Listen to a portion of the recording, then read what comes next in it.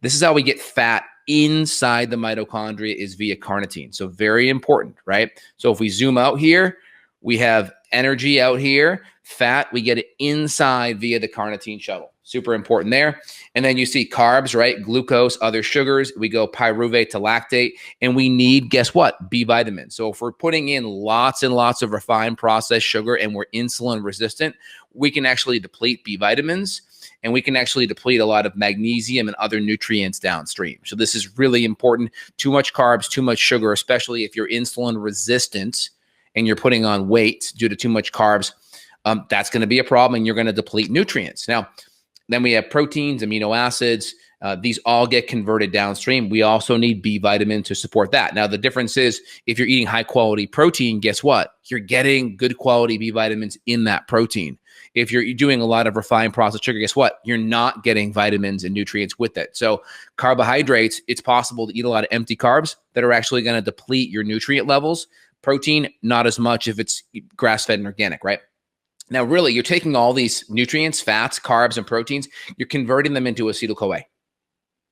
Okay? You're converting it to acetyl-CoA. And again, we spit off beta-hydroxybutyrate. What's that? That's a ketone. Now, this is important. If we keep our carbs in check, we can use ketones for fuel. So this is a really important fuel source for people that are going to be lower carb, because we're going to be more keto adapted. We're going to be able to use that. And then you can see here that acetyl-CoA runs around the Krebs cycle twice. We go 2 turns. Guess what we need? Cysteine, amino acid, iron, really important. So if you're a female, you have heavy bleeding, you're estrogen dominant, you have heavy bleeding, that's going to affect energy.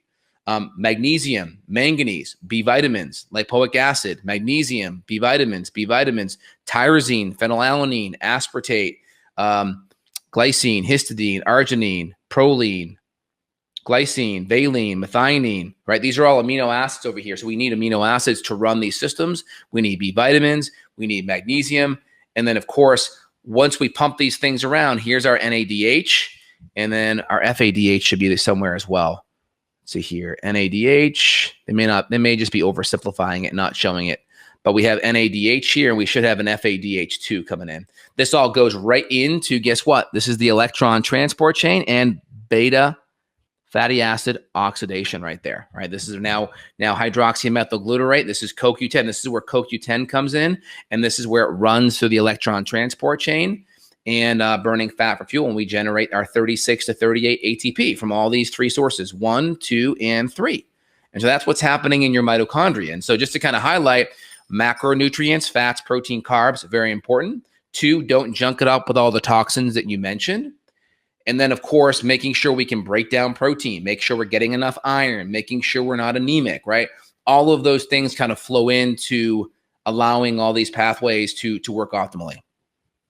That's amazing. I love the breakdown of that. The visual is super helpful. So just to clarify a little bit, so for women out there, you're saying that if having heavy menstruation, they have low iron. It's not just the low iron that we assume is creating like a low oxygenation. You're showing here the low iron is literally creating a mitochondrial deficit.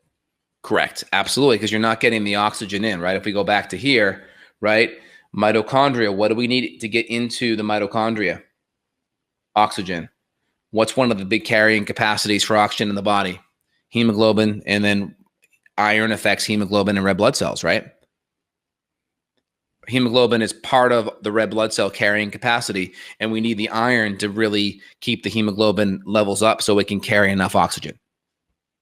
Wow. So there's why you're tired. Could be, yep. And then, of course, all of the other nutrients play a role, not enough of the amino acids.